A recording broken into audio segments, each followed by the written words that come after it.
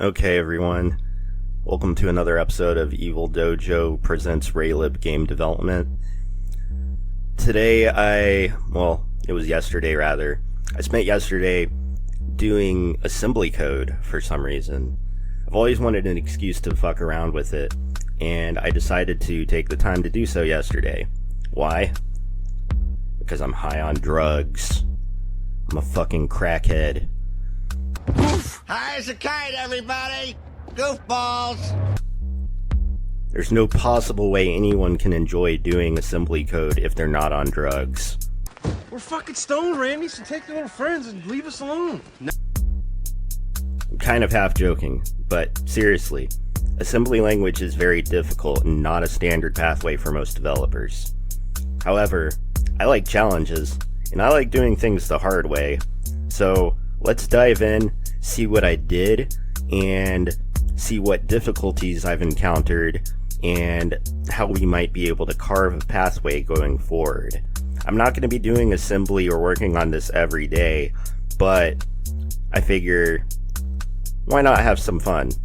Life is short, and we need to do cool, interesting things in order to get you to watch my fucking videos. God bless and amen. Like and subscribe if you're ready for this shit, because we're fucking cooking. Let's go. Mic check, 1 2 1 2.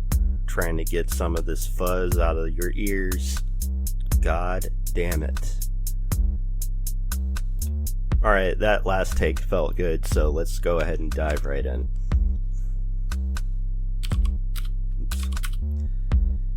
Alright. All of this code is available at github.com/mikedesu/raylib-nasm/template. The whole idea is very straightforward. We want to do some game development in x86-64 assembly code using raylib. There's not really a whole lot of documentation on how to do this or how to go about certain things, but I'm not the first person to do it. Some dude named Soding, who I believe is way more famous than I am, did a raylib demo in FASM with SIMD just 6 months ago. So what do I actually have working, right?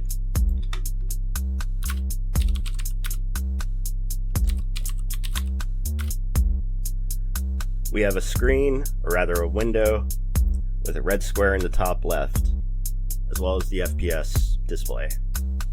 And we have it all done in assembly, and also if you hit Q, the game closes, right? That's pretty good.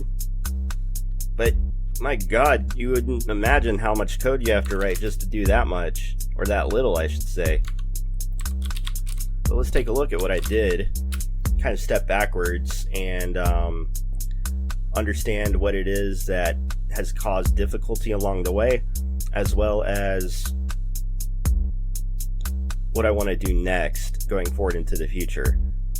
And I feel confident that we can make something this way, but there are hurdles in the process that I had to figure out and overcome, and a lot of it's predicated on knowledge of x86-64 assembly code.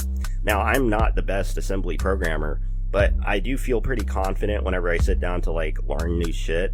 So this is a good kind of thing for us to do here. If I could hit stop for a moment.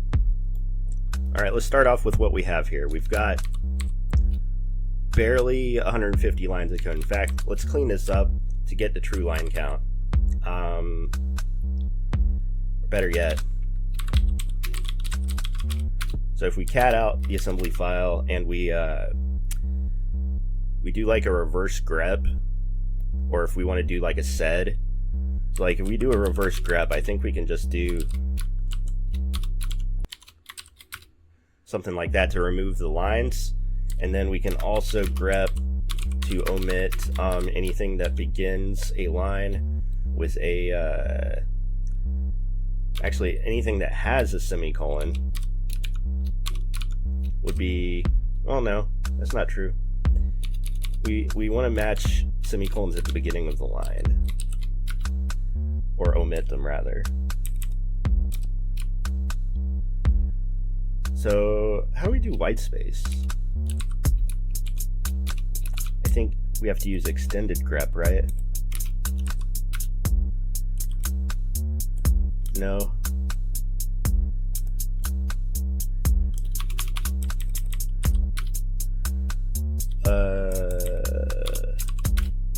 Okay.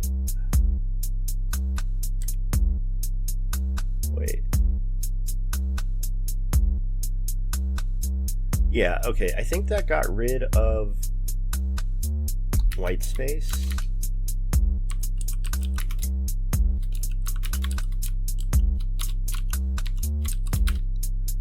So some of these ones with the extra spaces here are not getting cleaned up.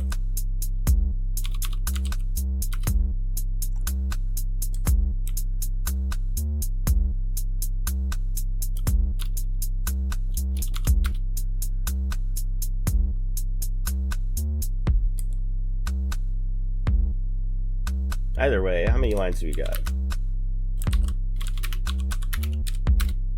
83. So let's step through. Let's see what we got here.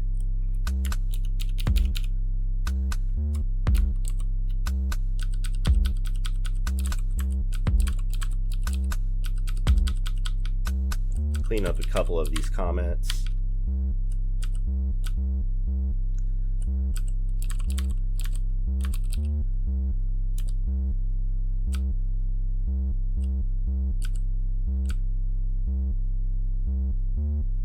You can see I've got some stuff commented out that I was trying to play around with to get working.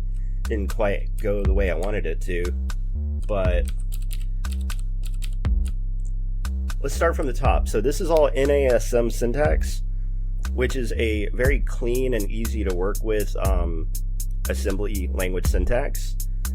We can write x86-64 in it, and it's pretty good. So up at the top here, we've got some extern statements. These are all names of functions that exist in raylib and things that we're going to be calling in our program. Just like in a C program, just like in C++, just like in Python, just like in a lot of other languages, it's a great idea to, and in fact you have to here, declare what functions you're going to be calling, because we're building something that's not going to be a what they call portable position independent executable. We're not creating one of those.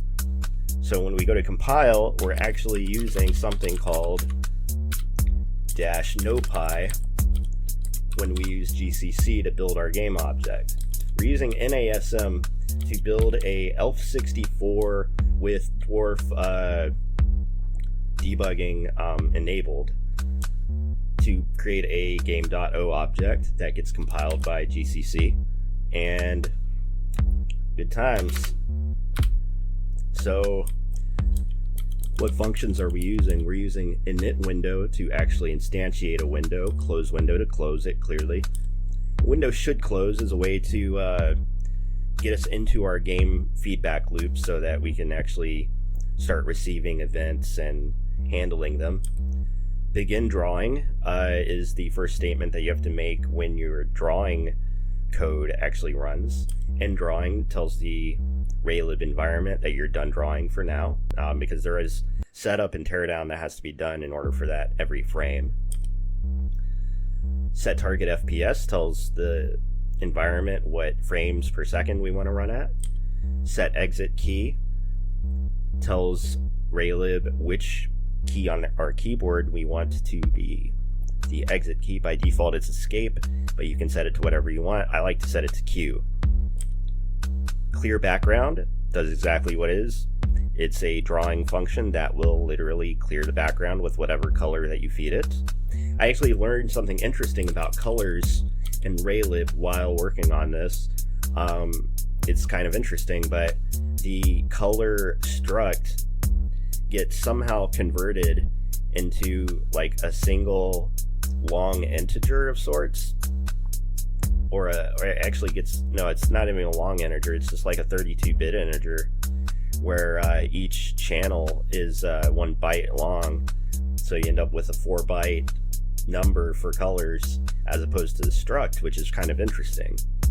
It took a lot of experimentation to figure this out, and it wasn't clear from the documentation either, because when you're doing it in C or C++, you can pass a whole color struct to the function call, whereas in assembly language you actually have to load a real integer as opposed to a pointer to a struct or a vector. Begin mode 2D and end mode 2D. So begin mode 2D is the function I'm actually having a lot of difficulty with. It doesn't work the exact same that you would expect other assembly language functions, and I've even attempted to reverse engineer how begin mode 2D actually does things in assembly in order to try and solve the problem that I'm facing, and I just can't figure it out. I'm not exactly sure why I can't just load a pointer to a camera object inside of the RDI register and have it respond the same way as other functions that only take one parameter. It's just weird. I don't get it.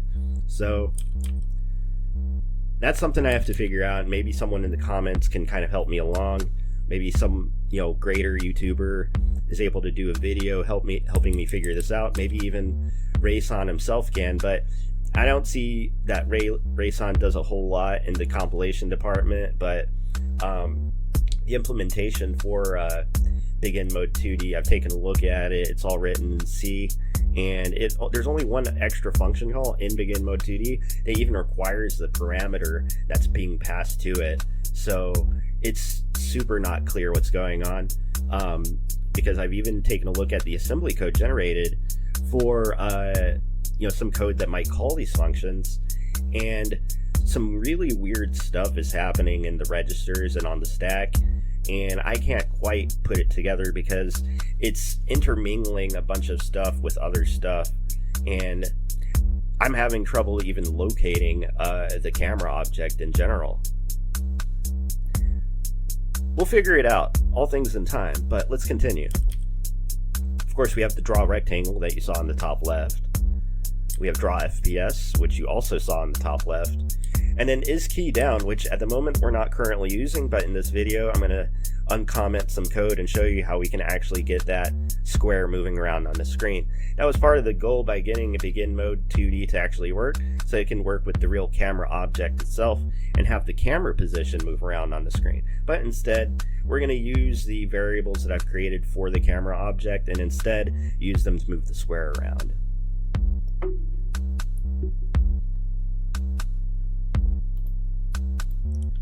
Alright, so section text, this is where we define all our code. Underscore start, this is the entry point, which there's a big old discussion on the translation between main and start when it comes to compilation, but that's for another topic.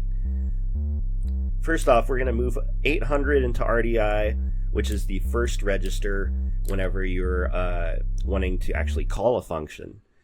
So init window takes 3 parameters. It takes a width, or an integer width, an integer height, and a pointer to a string message.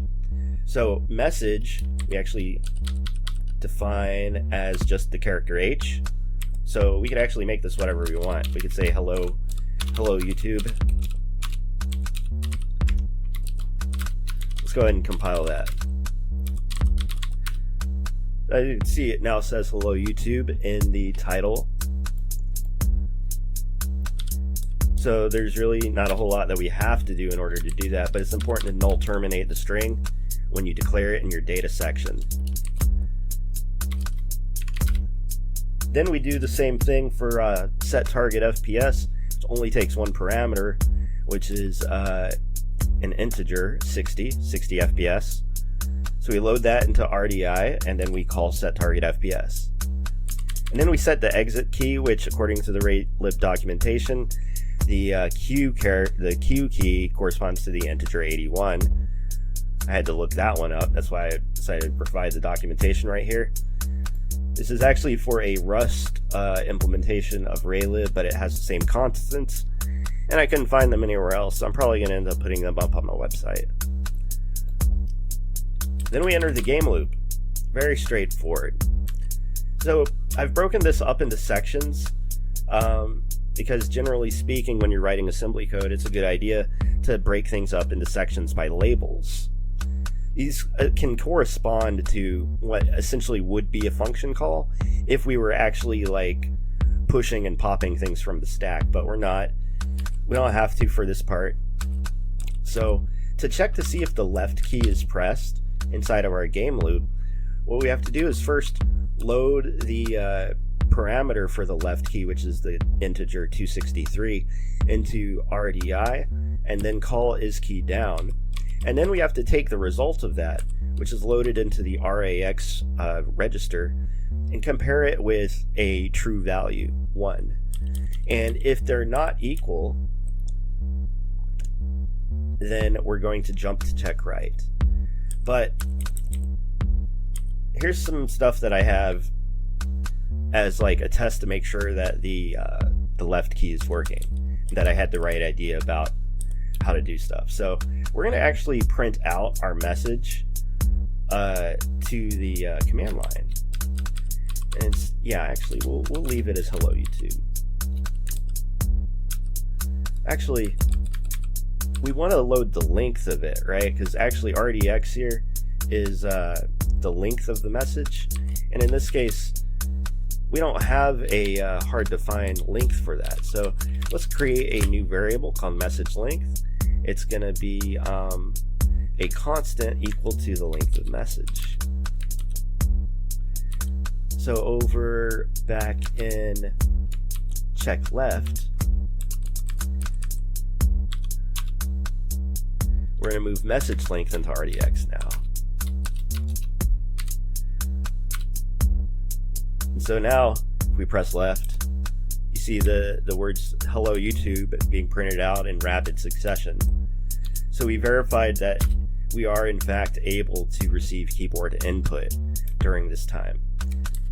However, we're not going to leave that in. We're going to get that commented out because directly below it, this is what actually matters: being able to move things around. So if we want to be able to do that, this is the code that we use. So first we're actually loading the value located at the address camera 2D into the register RDI.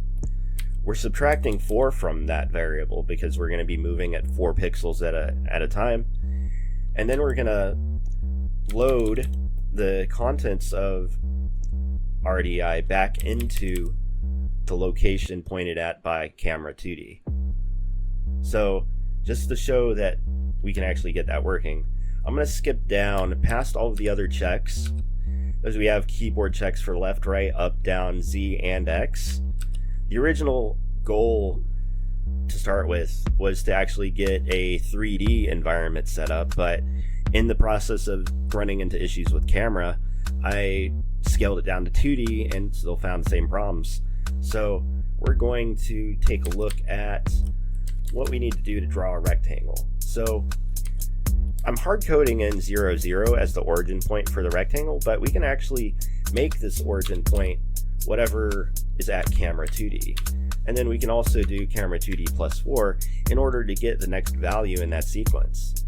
So now we're able to actually have a camera, or rather we're able to have a rectangle move around on the screen. We've only wired up the left key, but let's see that it works. I'm going to press left, and it's gone. So let's add some of those movements back into the other movement keys. So we're going to move RDI, or rather we're going to move the value at camera 2D into RDI, add 4 to it, and then do the same copy back. We're going to do the same thing for up, except this time we're grabbing camera 2D plus 4 and we're going to do the same thing for down. So you notice that we have to subtract in order to move left and up, and we have to add in order to go right and down. At the moment, check Z and check X don't really do anything, so we could technically get rid of them.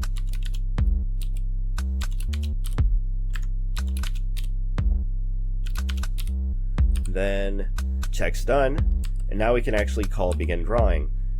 Begin drawing doesn't take any parameters, so it's very straightforward.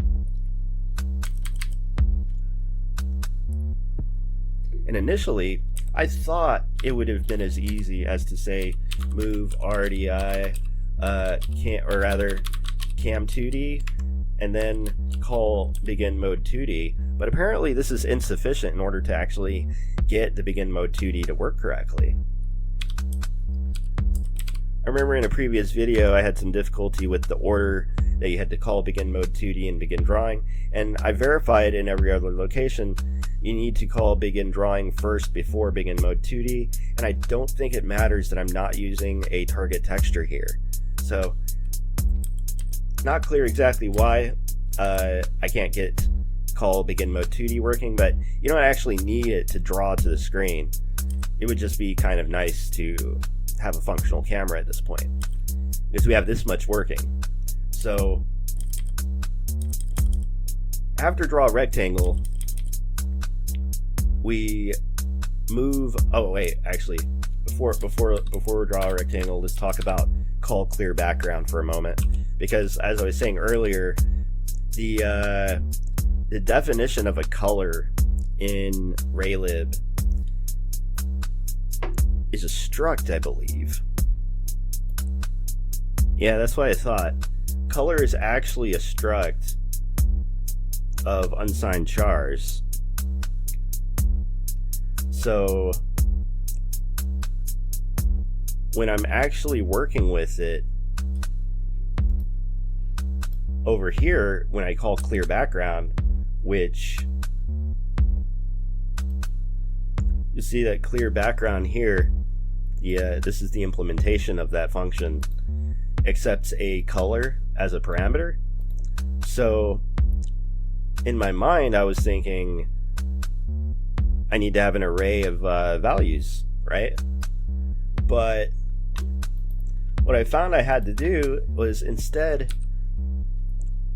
load it up as an integer, as a 32-bit integer, 8, 8, 8, and 8, and then call clear background.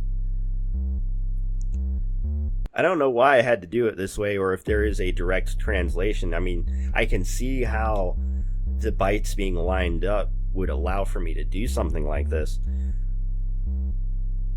but it was not intuitive at first. I had to actually kind of play around and figure this out. Because I believe if I were to do something like down here, do like something like this,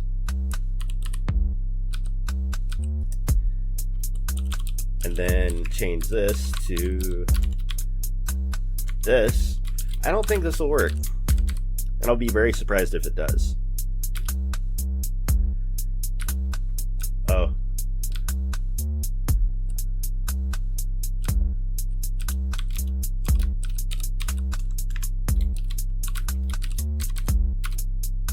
Yeah, see, it's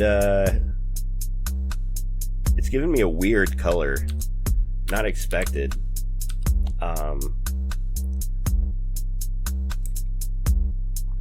We have it set to all Fs, which we would expect to be white.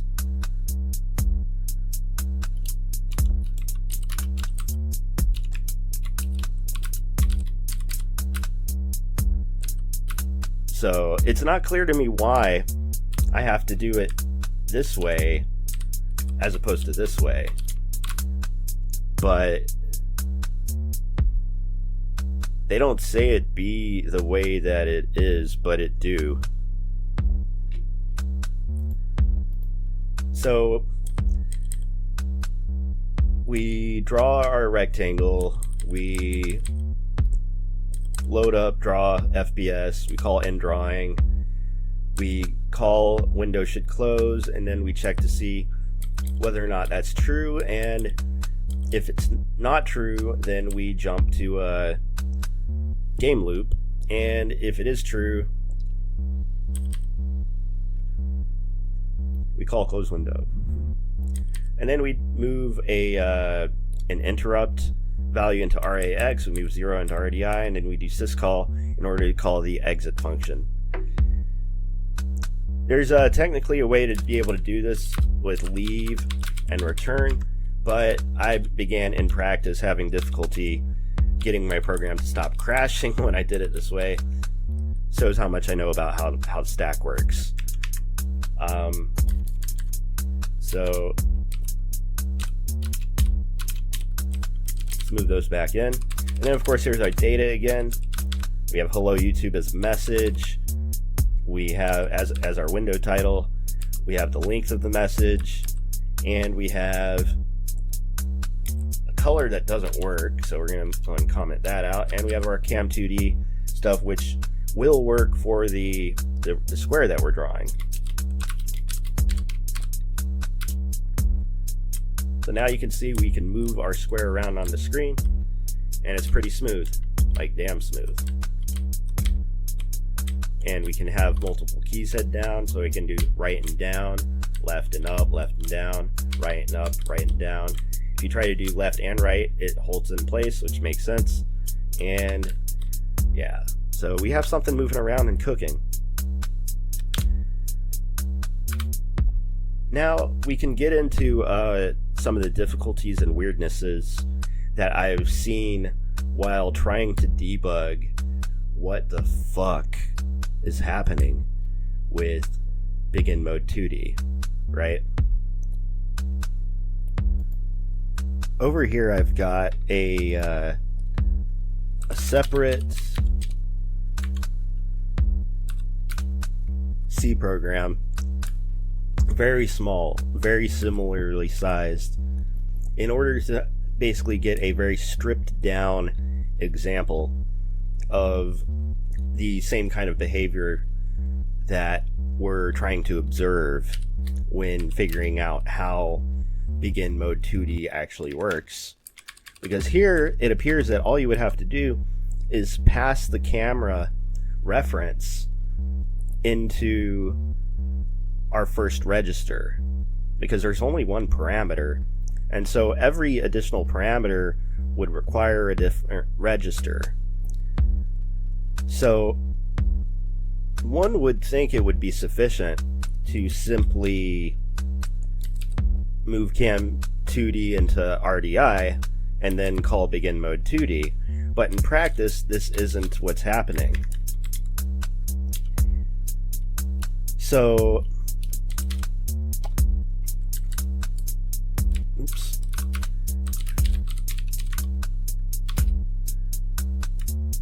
This is what gets generated when we compile it down to assembly code. You've got your call for init window, and you have some other setup stuff. They subtract 48 from the current stack pointer, and then they start pushing stuff into locations on the stack, such as 128. Which this just seems extraneous. Like, why would the compiler need to do this when we're just gonna load it back up into ESI and EDI to begin with? So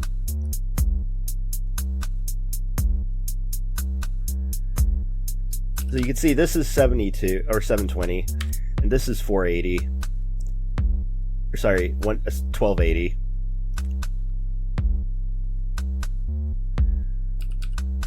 Now, it's not 100% clear what's getting loaded in here.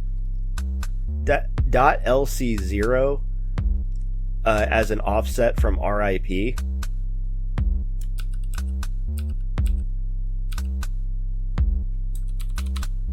So here's LC0.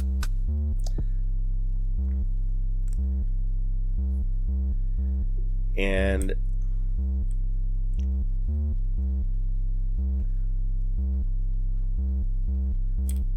they actually push that onto the stack right next to our two variables right here.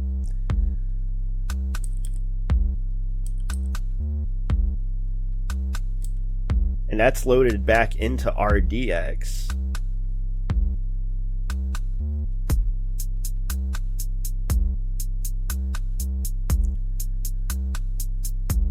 Well, actually, whatever's minus 40 from RBP gets loaded into RAX.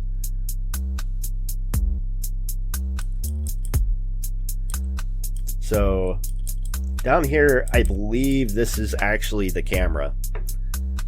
Like, they're using vector instructions to compile this down and move everything over, and then we jump to .L3, which is the beginning of the loop check. Check to see if window should close, and if not, then we go to .L4. .L4, we call begin drawing, and then a bunch of stuff happens before we call begin mode 2D. A bunch of stuff that I need to set down and actually map out, because this is kind of fucking crazy that all of this stack manipulation is going on just in order to get inside begin mode 2D. You'll notice that they have the @PLT, which is related to the position independent executable that gets generated in this particular compile. The one that I'm working with, we're not doing position independent executable here, and I still have to get that build actually working. And then they add 32 back to RSP, which for some reason, and this one's not clear to me, why would they need to separate out the subtraction instructions like this when it's just subtracting 32?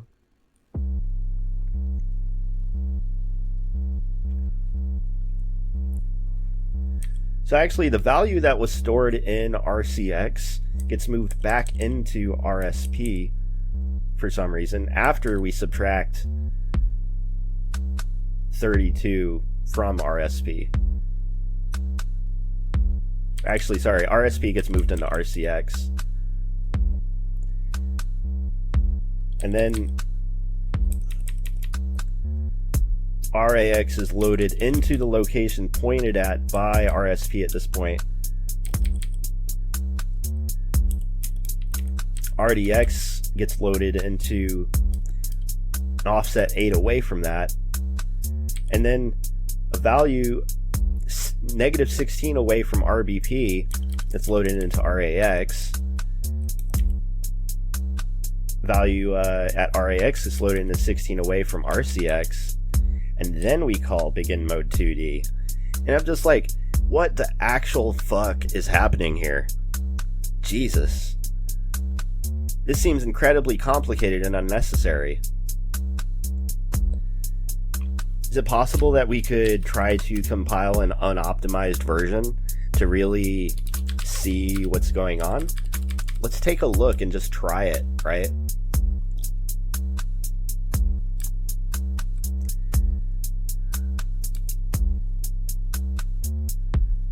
So we're gonna do -O and 0 for no optimizations.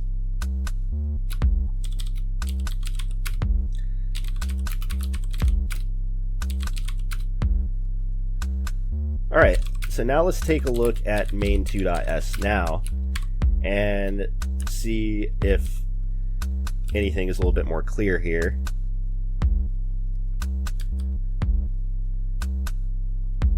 No, they're still doing a lot of the same funky stuff. Let's see.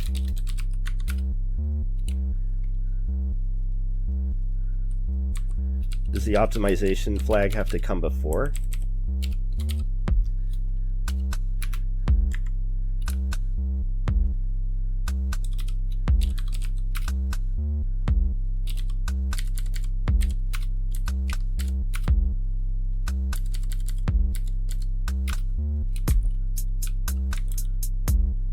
Yeah, same code essentially. What if we were to compile the binary for size? So we can actually use the -s flag in order to do that.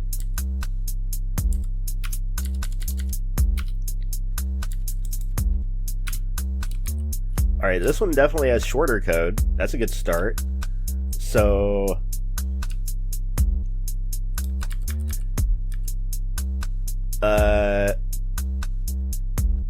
some of the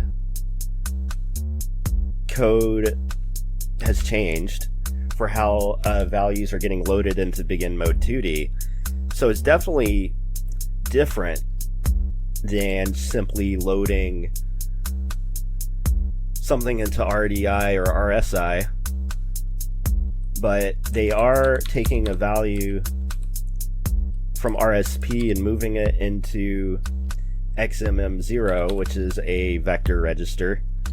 You're taking something 56 from RSP and loading it into RAX. We're taking the vector register and loading it into RSP. And then 16 away from that, which would be 4 bytes, we're loading the value from RAX. So it looks like what we would expect to get passed into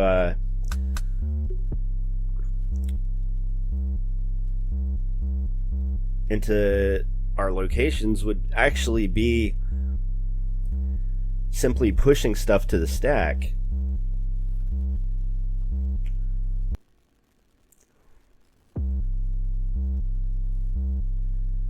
So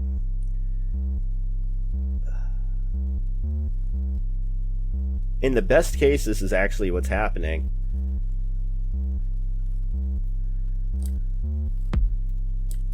The no-op actually got removed. The call for the no-op got removed entirely, which is kind of crazy.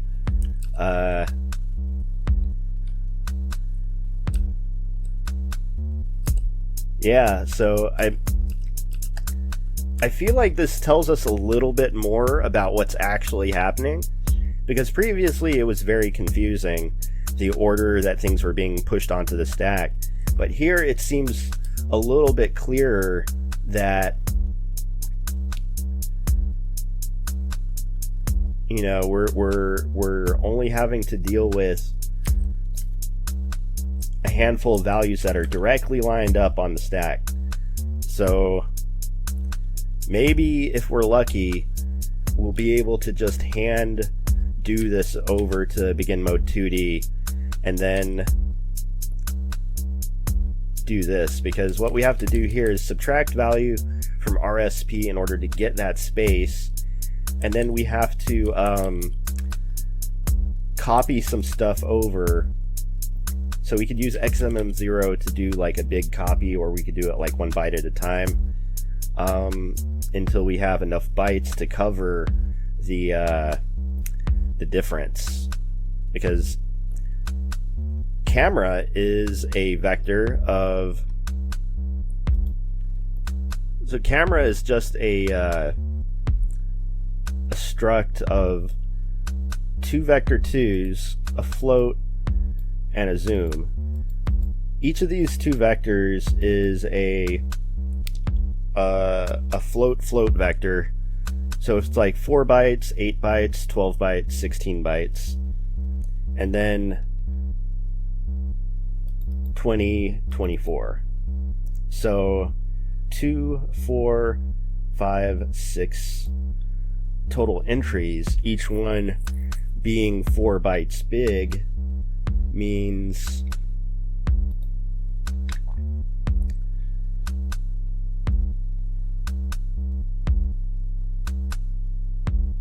$24, right? We don't see 24 here, but we do see 32.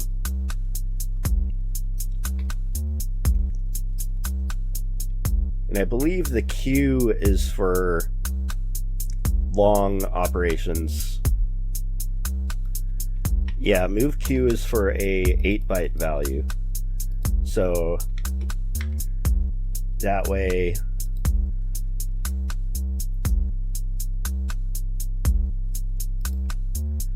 move UPS must pull over the entire vector register.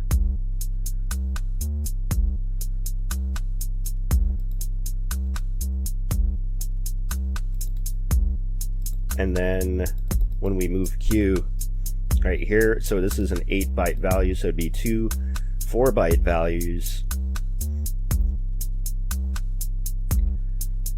So this would be 4 4-byte values, and this would be 1 8-byte value.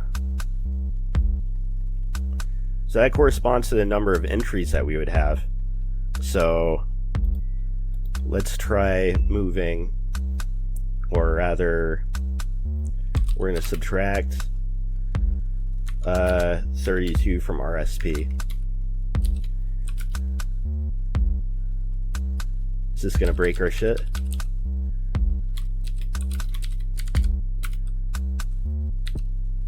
No, that didn't break anything. Okay, so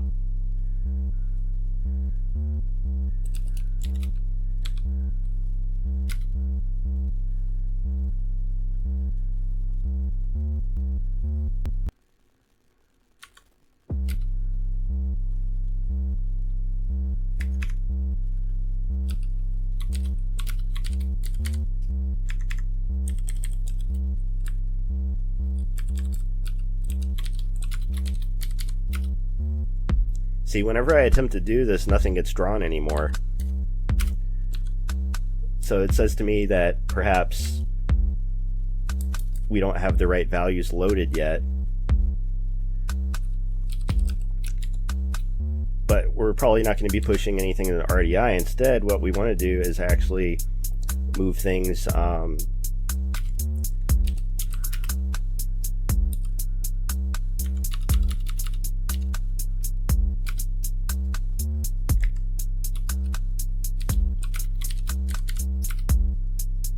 okay, so we can't do that.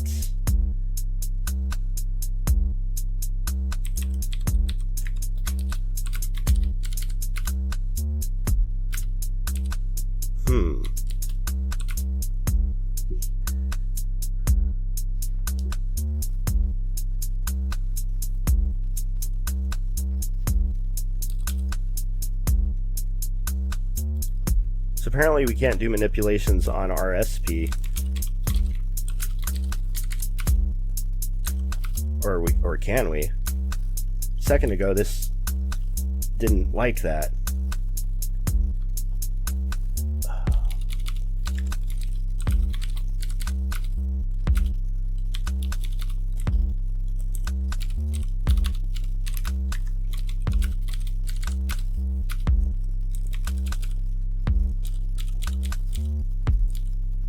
Okay, so we can move something like this into there. So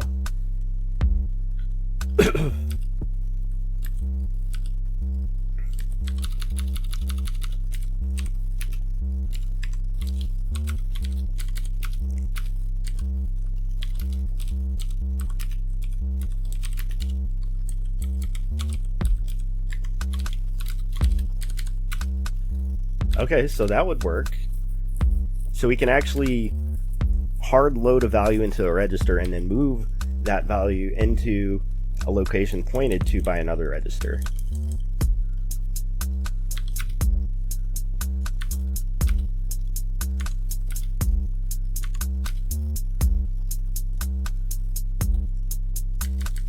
So actually we want to do this by 4s.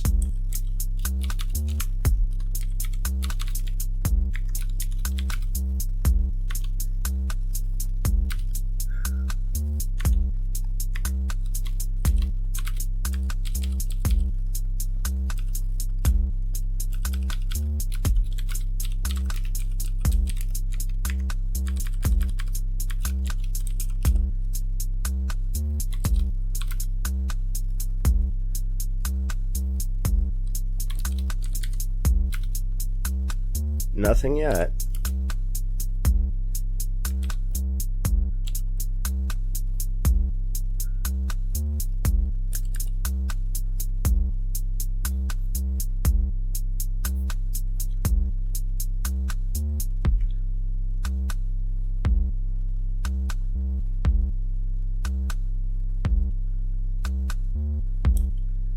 Yeah, nothing's in RDI here. And they just keep moving stuff onto locations relative to the stack.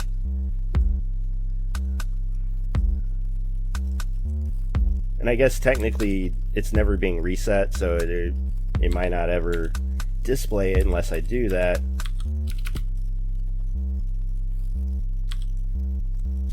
So we could add 32 back to RSP there.